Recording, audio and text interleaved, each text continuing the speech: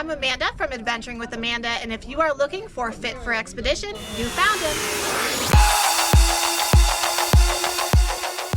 Hey guys, this is Greg with Fit for Expedition, and today on the program I am going to visit the Bisbee Mining and History Museum.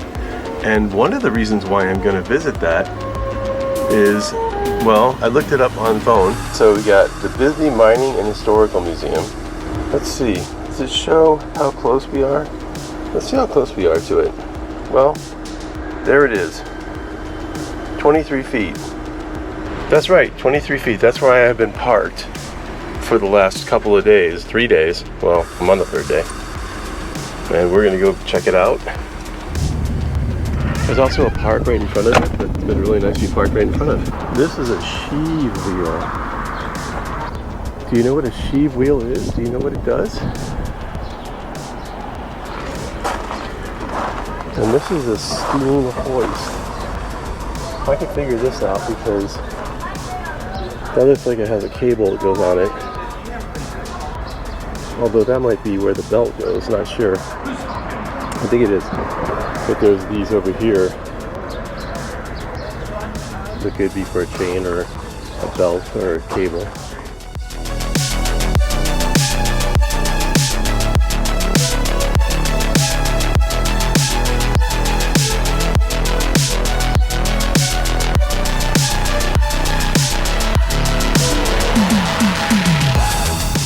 So where do you suppose the name Grassy Park comes from?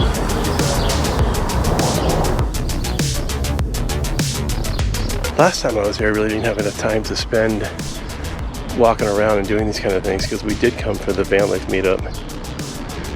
And that we tried to do all those types of things and the Alice in Bisbee land, but this is gonna be a lot more fun, just being on my own.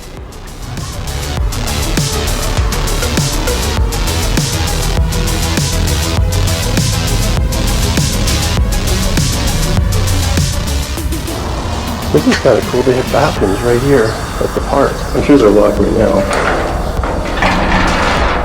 Those are locked. Down at the bottom. But it's pretty. Look at that door. Look at the design on that door. I'm sure it's copper. Because this was an old copper mining town. And then there's the women's room.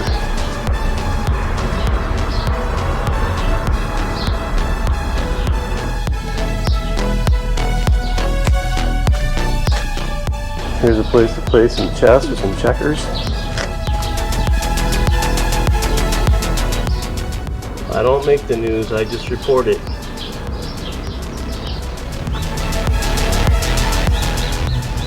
Now this is open daily 10 to 4, so, I mean, it's right outside my door. So the museum is a self-guided tour, and we're just going to take the tour, check things out.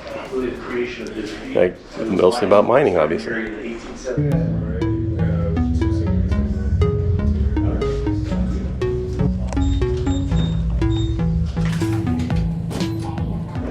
Can you imagine riding in a wagon like this for miles and miles, maybe even hundreds of miles? Wilson's Tombstone to Benson, so that's not that far. But also, these other locations. Magnetos generated electricity on early automobiles.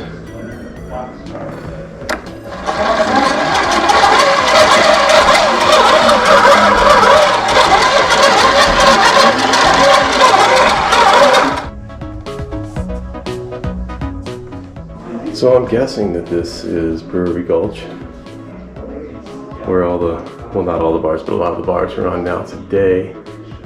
But it's hard to tell. The way they did this is 3D. It's pretty cool. So they got one image right here, and then this image is a little bit behind this front image. That's cool. And then the mountain is behind all that. The Calumet. Well, I guess that was a mining company down a little bit south of here. And I'm talking about miles, just a few miles, not that far. But it's the Calumet Saloon. Okay, well it does say it is Brewery Gulch. Looking south down Brewery Gulch. But none of the, I don't see St. Elmo's in this picture. Even though, well, I don't think it was there yet. The old Bisbee Brewery actually has a Copper City Ale.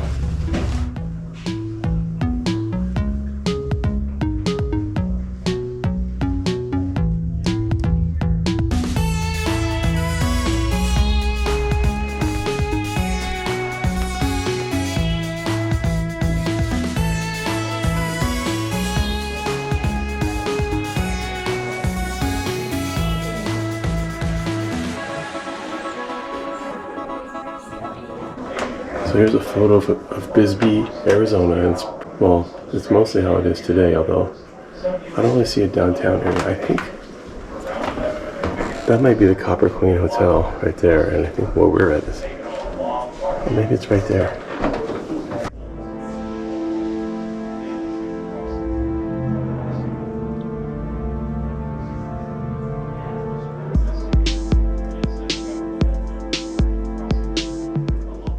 Underground mining, 1880 to 1905. There is a tour, a mine tour, you can actually go into, and I'll do that on a future visit. This is just kind of a reenactment. This is 1905 to 1930. They had some power tools to work with. Frank Gotch was here in 1907. Soccer game in progress in 1914.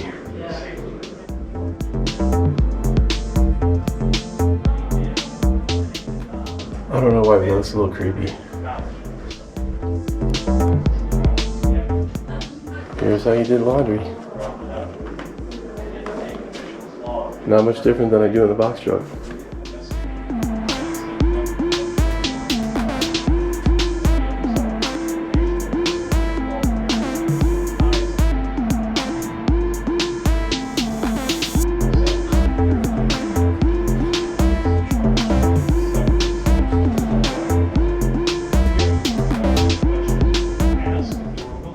As July 12, 1917 dawned, the Bisbee deportation got underway.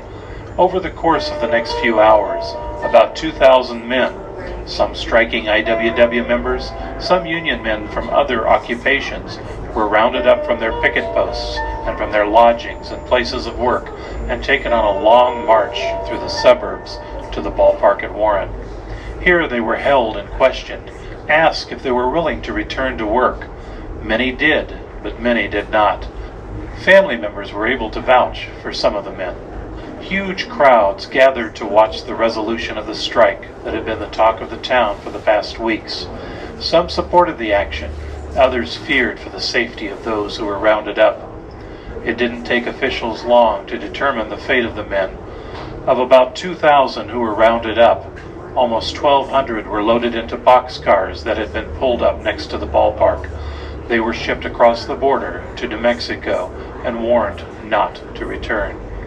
The strike was broken, but the largest such deportation during these troubled times would change Bisbee forever.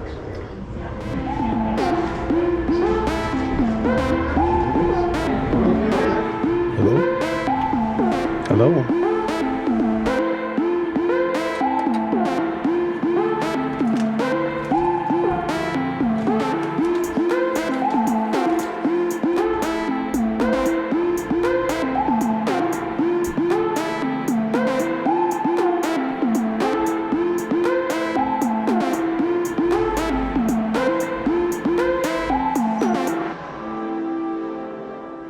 This amount of ore is what you needed to get 25 pounds of copper.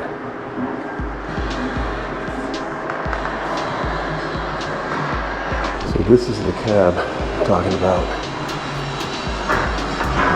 That's the size of it. Monstrous equipment.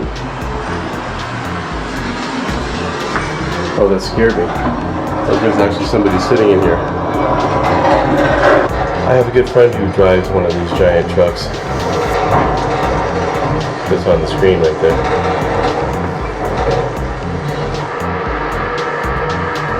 But this is that big shovel right there.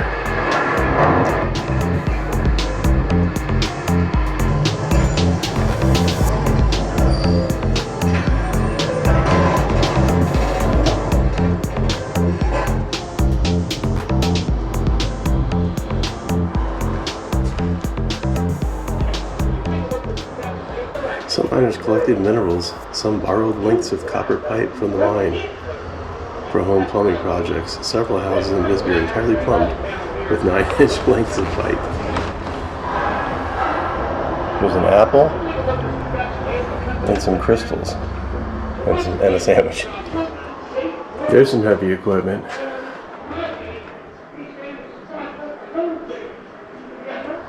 So let's talk about the miner's 10 commandments. Well, let's list them off. Thou shalt not slumber late in the morning, for he that goeth to the mine late getteth no candles. Thou shalt not hesitate on the situation, or smoke thy pipe and talk politics with the pulpman, for verily the shift of boss might suddenly appear, and heaven help thee if he findeth the chutes open. Thou shalt not mix waste with the ore, neither shalt thou mix one with the waste, for surely as thou doest these things, the mine will stop paying dividends, and thy name will be mud over the length and breadth of the camp. 5. Thou shalt not eat up onions when going on shift, even though they be as cheap as real estate in Clifton. For the bulbous root causeth the interior of the mine to be an unpleasant place. Number 9. Thou shalt not, in order to breathe, steal from the drilling machine compressed air intended for drilling purposes. Number 6. Thou shalt not address the boss by his Christian name. Neither shalt thou contradict him when thou knowest he is lying, but you shalt meekly say yes or no to all that he suggests, and laugh when he laughs, and keep on laughing when he relates a story, even though it be older than thy grandmother. 7. Thou shalt not have an opinion concerning thy place of work, for thy employer payeth a fat salary to a school of mines expert for predicting bonanzas that don't exist. So thou shalt refrain from theorizing and concentrate thy efforts on drilling and blasting. Well, he's concentrating on drilling and blasting. I didn't see all of the commandments listed, all 10. That's old school, 1880s.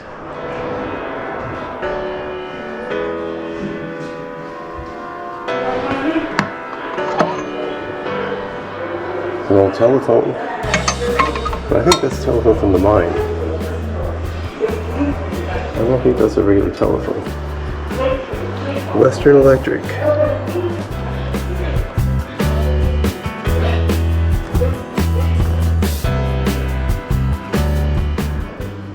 What is ore? Ore is rock that contains valuable metals. That is, metals that can be extracted at any profits. So that's like that big pile of ore that I showed you. Well, it's a replica of a big pile of ore, and it's where they get the 25 pounds of copper from.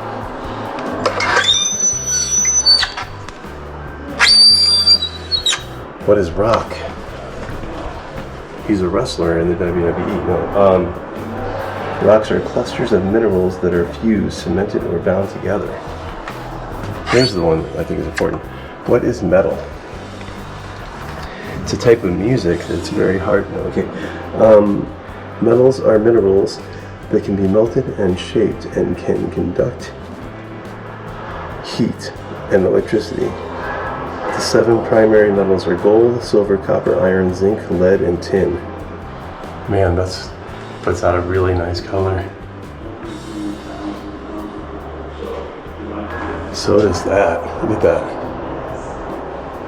Of course, the lighting helps.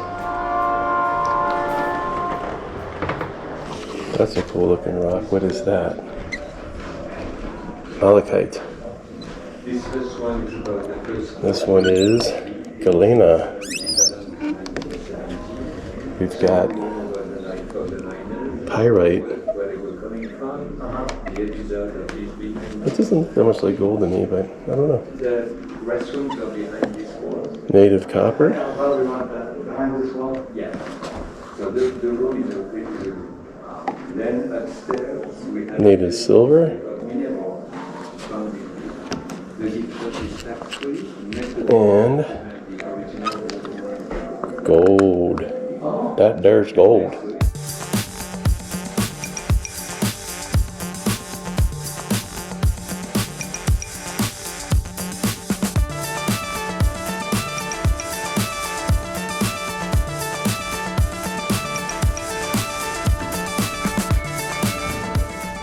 There's the Copper Queen right through the window.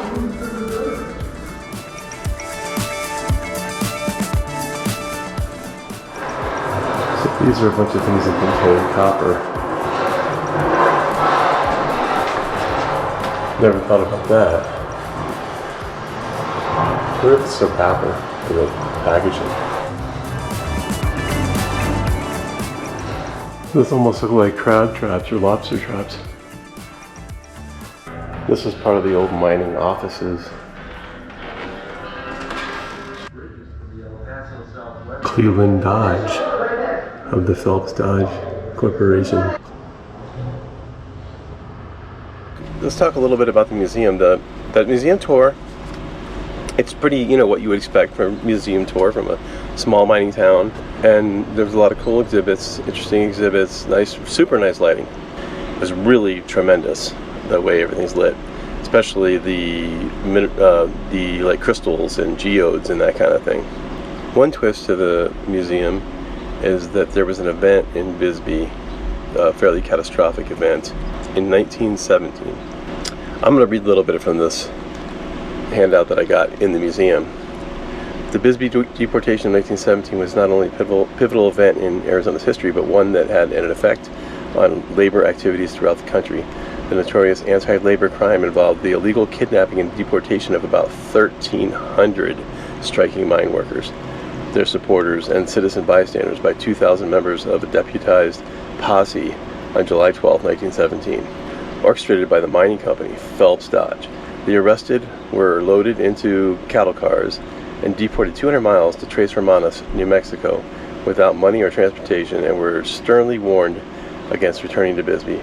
4 months thereafter, President Wilson appointed a commission to investigate the ousting and declared the deportation was wholly illegal and without authority in law, either state or federal. I showed a little bit of video from that. Well, that's been our tour of the Bisbee Mining and History Museum. So if you like this video, please give it a thumbs up. Also subscribe to the channel if you haven't yet, and hit that notifications bell so you get notifications when I have new videos. Also, leave me a comment.